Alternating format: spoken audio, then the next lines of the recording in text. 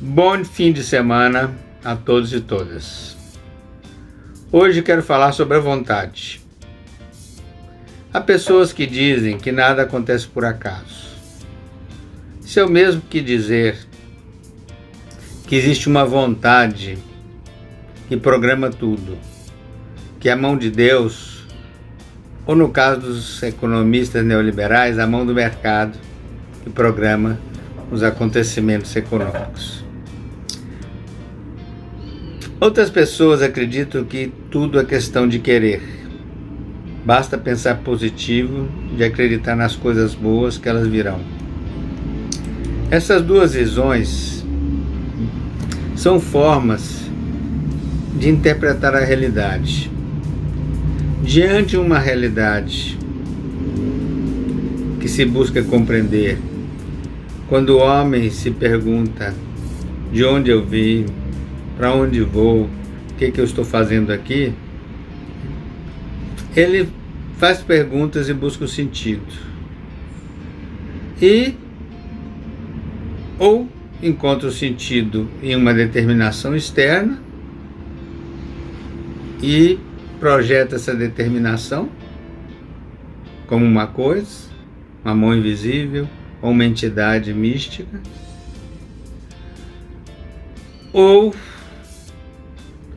ele acredita que a realidade é uma projeção direta dele, dos desejos dele, da vontade dele. Acha que a realidade só existe na medida que existe na cabeça dele.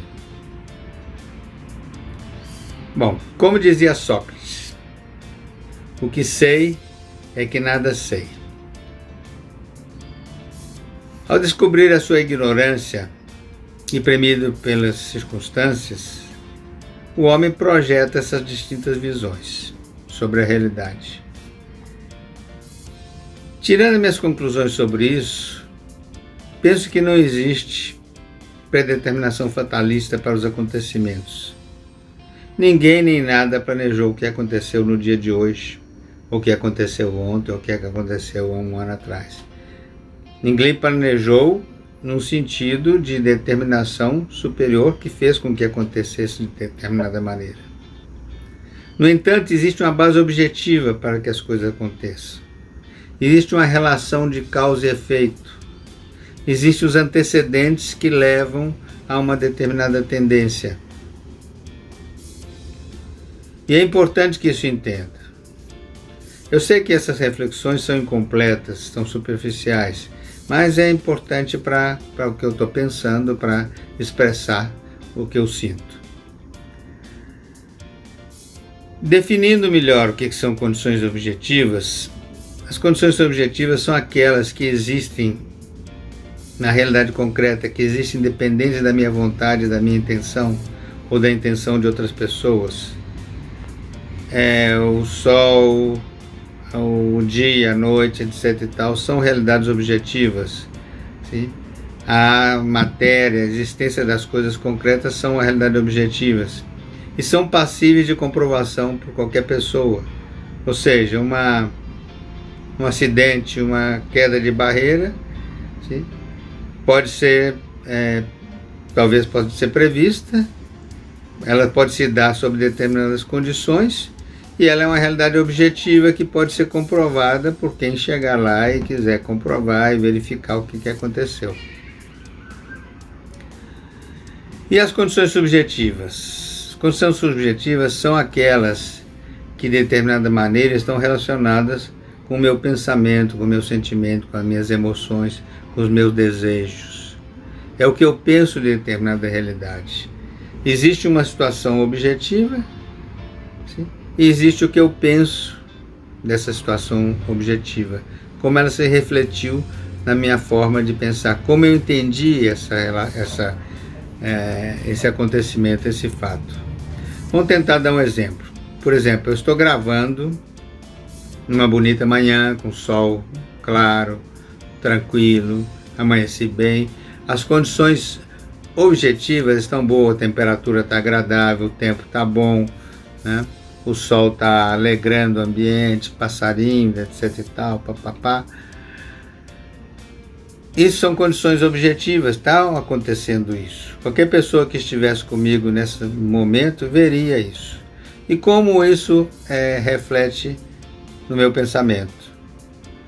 Reflete de uma maneira a provocar otimismo, a provocar uma satisfação com a realidade, né? Normalmente a gente associa uma manhã radiosa e luminosa com um bom humor. No entanto, ao ouvir notícias das mortes de Covid de Manaus e as mortes por sufocamento, por falta de oxigênio, sim? Pela responsabilidade desse governo que não tomou medidas necessárias para prever essa tendência, para prever o desdobrar dos acontecimentos, pelas consequências do não isolamento que houve, das festas que houveram durante o final do ano, que apesar de que todos sabiam que iam repercutir em mortes posteriores, sim, foram feitas de uma forma imprudente. Então hoje a população de Manaus está pagando as consequências da irresponsabilidade das autoridades, sim, da não previsão e de uma série de coisas que poderiam ser evitadas.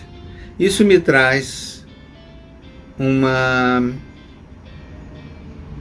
situação subjetiva, isso me traz emoções de raiva, de indignação, sim? Me traz sensações de compaixão e tristeza, ao mesmo tempo que revolta. Meu estado subjetivo muda, influenciado por condições objetivas que não estão aqui, mas que eu tomei conhecimento através da televisão, que por ser sensível, sim, eu fico indignado, né? O conhecimento desses fatos me levaram a ter essas sensações e a mudar meu estado de ânimo. Mas existe gente que acha que então o bom aí é não ficar sabendo, não ligar a televisão, não ficar tomando conhecimento desses fatos e manter uma vida otimista, alegre, sim? Sem estar sentindo o que está acontecendo aí fora e com a humanidade. Eu acho que é uma atitude de avestruz, de esconder a cabeça. Eu entendo até essa postura como uma forma de defesa, mas eu não posso estar de acordo. Eu sinto que é importante ver a realidade como ela é. No entanto, como fugir da realidade não é a saída, viver a realidade como ela é não significa também a gente se submeter a uma posição negativa, depressiva e não saber como reagir.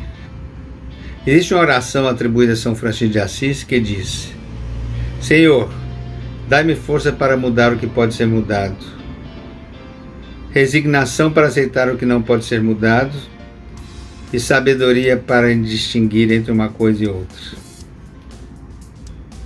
Eu posso entender esse conselho da seguinte forma: a realidade objetiva, mesmo sendo uma realidade pesada, ruim, ela pode ser mudada pela vontade e conhecimentos aplicados em ações. Talvez possamos ter ações, ter atitudes que levem à mudança dessa realidade. Podemos tratar de nos opor, denunciar, exigir medidas concretas das autoridades sobre a pandemia, e inclusive denunciar e exigir a saída de autoridades,